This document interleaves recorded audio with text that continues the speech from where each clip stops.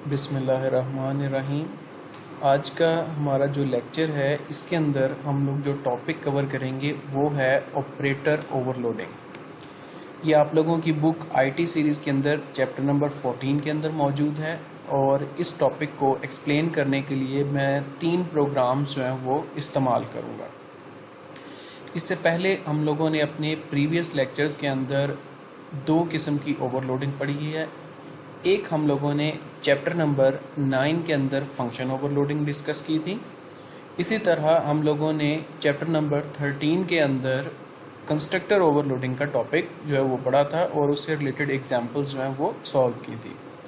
आज के लेक्चर के अंदर हम लोग ऑपरेटर ओवरलोडिंग जो है उसे डिस्कस करेंगे।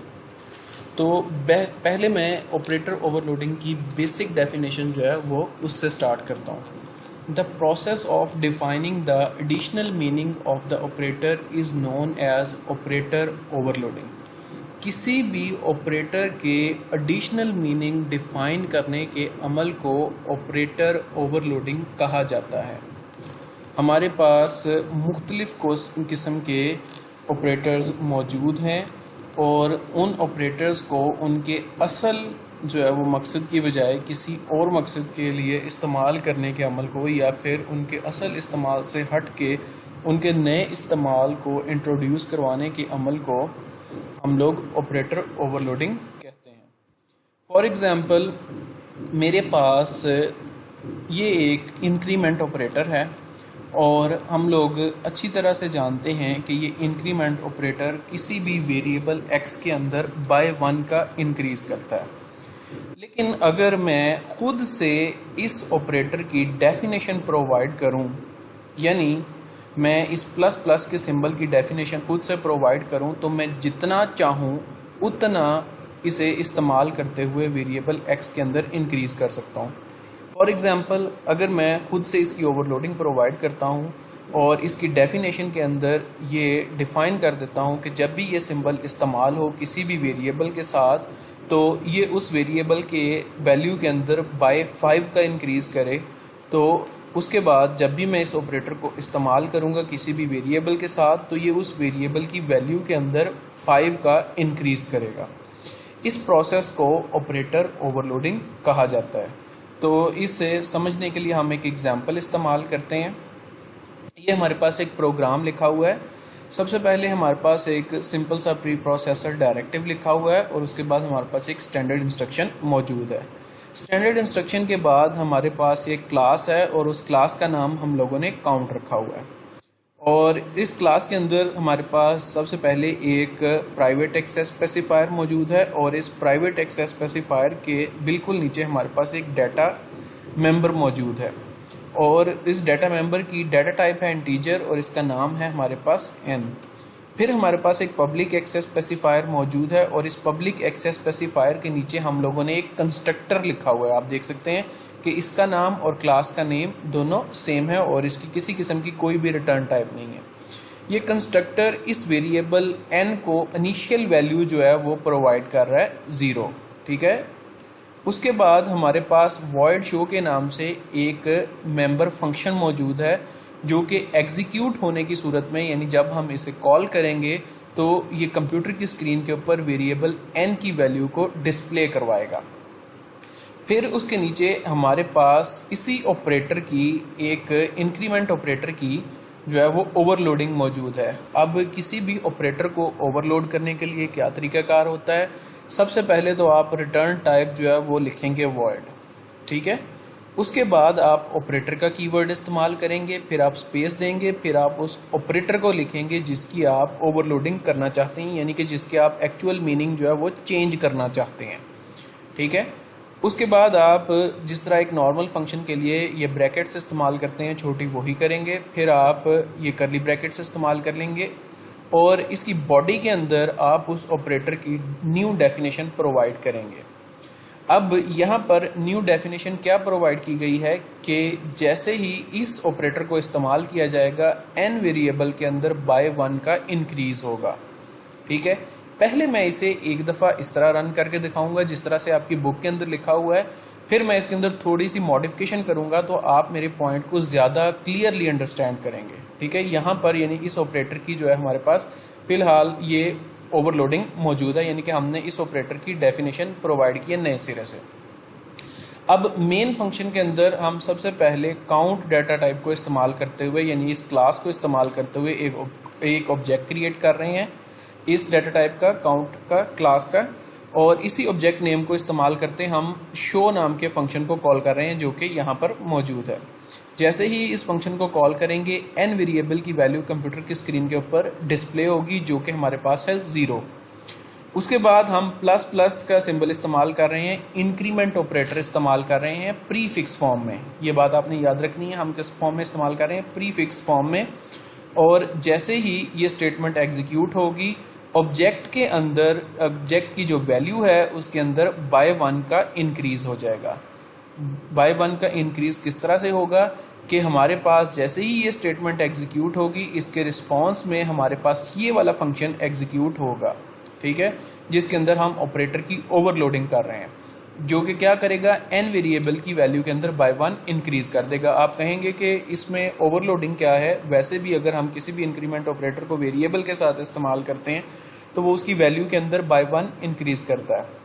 लेकिन आपने ये बात याद रखनी है कि हमारे पास जो ओवरलोडेड ऑपरेटर है ये ऑब्जेक्ट के साथ हम इस्तेमाल कर रहे हैं। ठीक है, ये ऑब्जेक्ट की वैल्यू के अंदर बाय 1 इंक्रीज कर रहा है।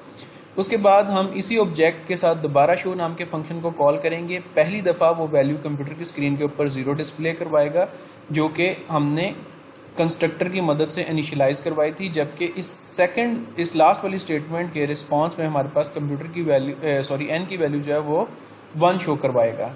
तो इसे रन करते हैं और आप देख सकते हैं कि पहली दफ़ा n की वैल्यू जो है वो हमारे पास 0 आ रही है और नेक्स्ट टाइम हमारे पास n की वैल्यू आ रही है 1। अब इस प्रोग्राम के अंदर जो मैं असल चेंज करके आपको दिखाने वाला हूं जिससे आपको ऑपरेटर ओवरलोडिंग समझ आएगी वो ये है कि अब मैंने ऑपरेटर नाम की जो फंक्शन है उसके अंदर वैल्यू चेंज कर दी n+5, यानी कि जब भी इस ऑपरेटर को इस्तेमाल किया जाएगा हर दफ़ा ये n वेरिएबल के अंदर 5 का इजाफा करेगा। यानी हम इसका एक्चुअल बिहेवियर जो कि नेचुरल बिहेवियर है, यानी फिर सी लैंग्वेज बनाने वाला है जो है उसने जो बिहेवियर रखा है उससे अब हम इसका बिहेवियर चेंज करने लगे हैं। अब हम दोबारा से इसी प्रोग्राम को रन करेंगे तो आप देख सकते हैं कि हमारे पास पहली आउटपुट जो है वो आ रही है 0, जबकि दूसरी दफ़ा हमारे पास n की वैल्यू जो आ रही है 5। अगर हमने इसे ओवरलोड ना किया होता तो उस सूरत में ये n की वैल्यू के अंदर सिर्फ बाय 1 इंक्रीज कर सकता था, बल्कि अब हमने क्योंकि इसकी ओवरलोडिंग प्रोवाइड की है तो हम जिस तरह से चाहें इस ऑपरेटर की नई डेफिनेशन प्रोवाइड कर सकते हैं। यहाँ तक कि आप इसके अंदर माइनस भी कर सकते हैं। अब अगर मैं माइनस कर दूंगा तो भले ही यहाँ पर इंक्रीमेंट ऑपरेटर इस्तेमाल हो रहा है लेकिन n की वैल्यू जो है ये बाय 1 माइनस हो जाएगी। आप देख सकते हैं कि आप एक ऑपरेटर का नेचुरल बिहेवियर जो है वो चेंज कर रहे हैं ऑपरेटर को ओवरलोड करके। उम्मीद है कि ये आपको समझ आ गया होगा। अब नेक्स्ट एग्जांपल जो है वो देखते हैं।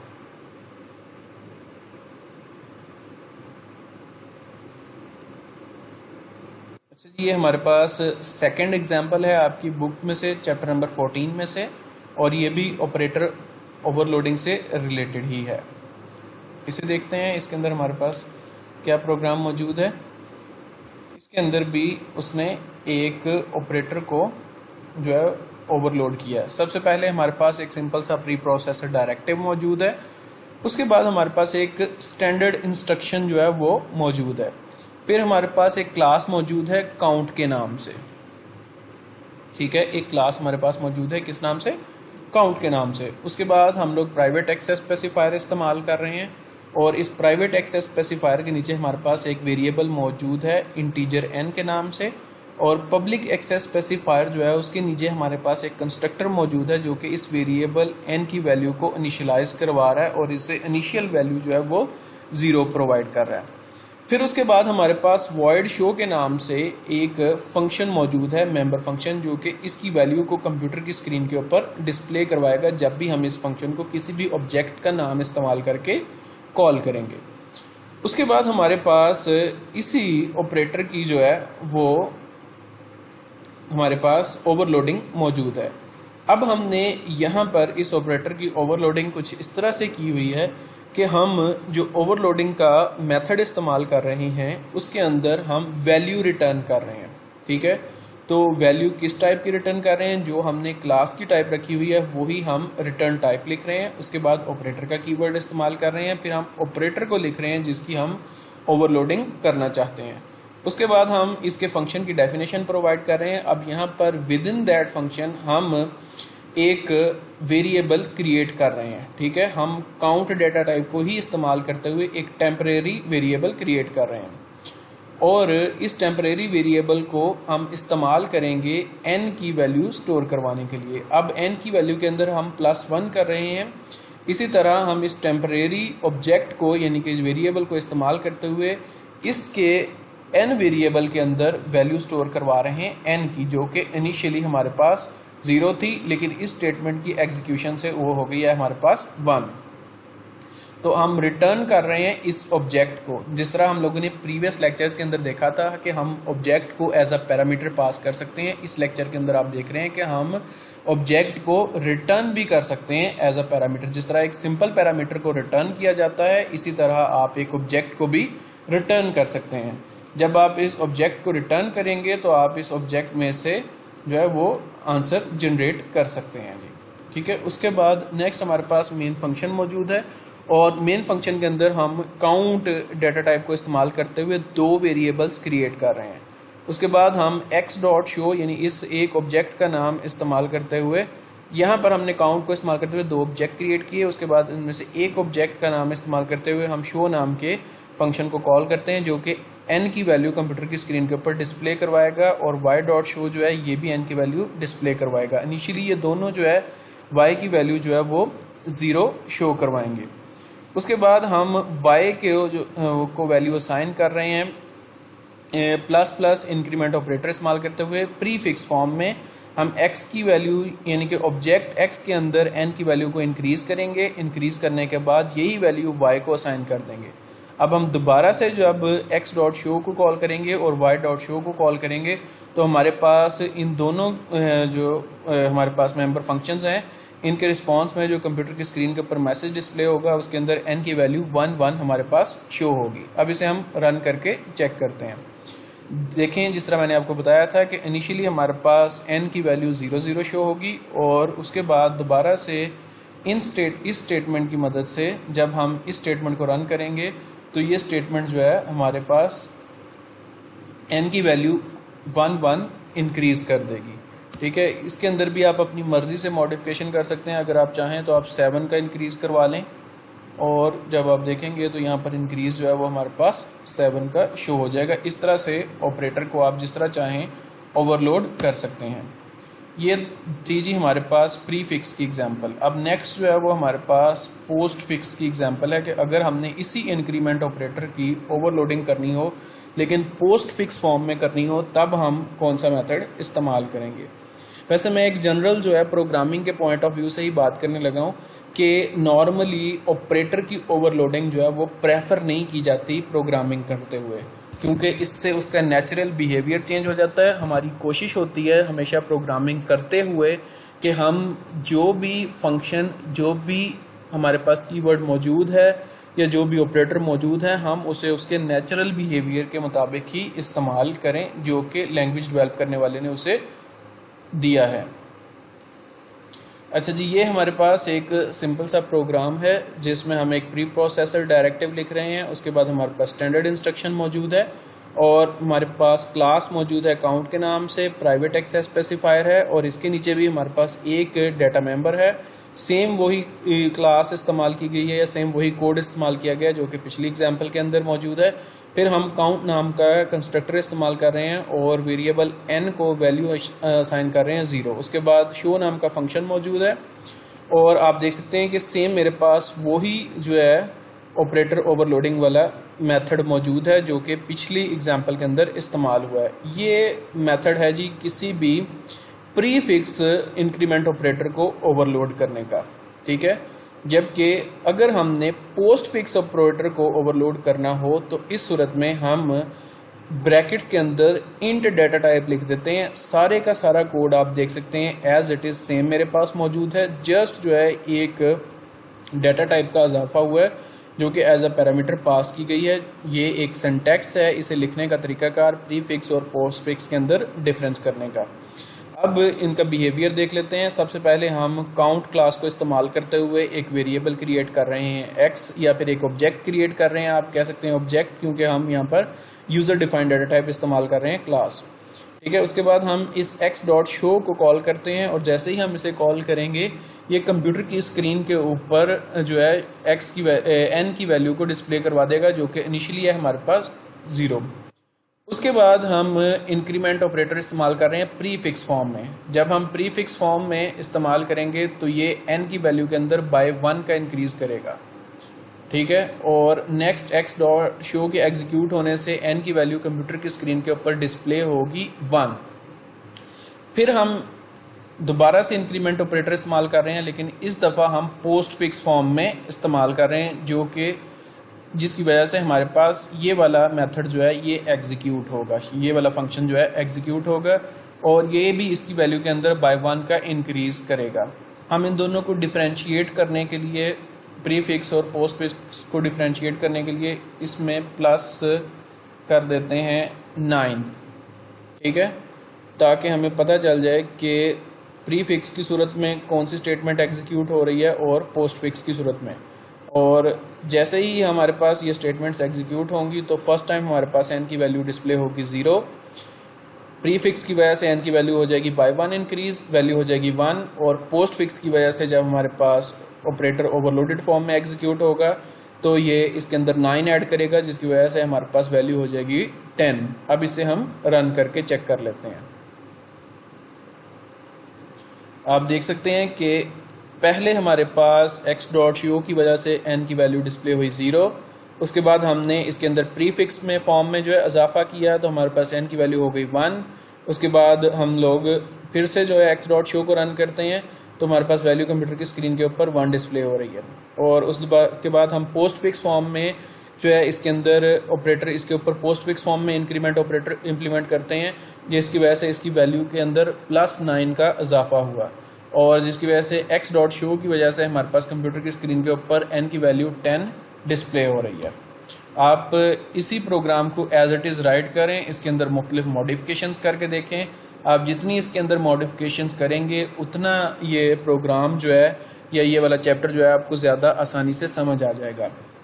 और नेक्स्ट जो मेरा लेक्चर होगा इंशाल्लाह ताला, उस लेक्चर के अंदर मैं चैप्टर नंबर 15 जो है वो डिस्कस करना स्टार्ट करूँगा। और चैप्टर नंबर 15 के अंदर हम लोग इनहेरिटेंस जो है वो पढ़ेंगे। चैप्टर नंबर 14 से रिलेटेड जितना भी मटेरियल कोर्स से रिलेटेड था वो सारे का सारा जो है इस एक लेक्चर के अंदर कवर हो गया। अलबत्ता आप इसके अलावा जो है मैंने यहाँ पर सिर्फ इंक्रीमेंट ऑपरेटर की ओवरलोडिंग की है, आप लोग डिक्रीमेंट ऑपरेटर की ओवरलोडिंग करके ख़ास तौर पे चेक करें। आप इसे प्रीफिक्स फॉर्म में भी करें, पोस्ट फिक्स फॉर्म में भी करें। बेशक आप इन्हीं 3 एग्जांपल्स को बार बार मॉडिफाई करके देखें। जहाँ पर आपके पास इंक्रीमेंट ऑपरेटर मौजूद है वहाँ पर आप डिक्रीमेंट ऑपरेटर जो है वो इस्तेमाल करके देखें। एक एग्जाम्पल जो है मैं आप लोगों को करके दिखा देता हूँ और ताकि आप लोगों के लिए किसी किस्म की कोई मुश्किल ना हो। मैं सेम वही कोड इस्तेमाल करूंगा जो कि मेरे पास पहले से मौजूद है। मैंने कोई भी चेंजेस नहीं करनी, जो चेंजेस मैंने करनी है वो सिर्फ यहाँ पर करनी है। मैं सिंबल चेंज कर दूंगा, यहाँ पर मैंने डिक्रीमेंट ऑपरेटर का सिंबल जो है वो लिख दिया है। ठीक है, अब डिक्रीमेंट ऑपरेटर का जब मैंने सिंबल लिख दिया तो ये n की वैल्यू के अंदर बाय 1 जो है वो डिक्रीज करेगा। अब मैं इस कोड को रन करके चेक करता हूँ। पहले मैं इसे कंपाइल करके देख लेता हूँ कि किसी किस्म की कोई मिस्टेक तो नहीं। अब मैं इसे रन करता हूँ तो इनिशियली मेरे पास n की वैल्यू जो है वो 0 आ रही है, उसके बाद n की वैल्यू -1। ये तो था इसका डिक्रीमेंट ऑपरेटर का नेचुरल बिहेवियर। अब मैं इसे ओवरलोडेड फॉर्म में इसके अंदर चेंज कर देता हूँ -5 की। ठीक है, यानी कि जब भी डिक्रीमेंट ऑपरेटर इस्तेमाल हो तो वो उस ऑब्जेक्ट की वैल्यू में से या उस वेरिएबल की वैल्यू में से -5 करे। इनिशियली आप देख सकते हैं कि हमारे पास जब कंस्ट्रक्टर रन होगा तो हमारे पास n की वैल्यू 0 है, लेकिन जैसे ही हमारे पास ओवरलोडेड फॉर्म में मौजूद डिक्रीमेंट ऑपरेटर जो है वो इस्तेमाल होगा तो ये n की वैल्यू बाय 5 डिक्रीज करेगा क्योंकि हमने इसे ओवरलोड किया है। आप देख सकते हैं कि n की वैल्यू इनिशियली हमारे पास 0 है, लेकिन जब हम इसे ओवरलोडेड फॉर्म में रन करेंगे तो हमारे पास n की वैल्यू जो है वो -5 आ रही है। आगे जो 2 एग्जांपल्स मौजूद हैं उसके अंदर आप लोग खुद से मॉडिफिकेशन करके देखेंगे, और अगर किसी किस्म की कोई भी प्रॉब्लम आएगी तो आप मेरे साथ कांटेक्ट कर सकते हैं। अच्छा जी, खुदा हाफिज़।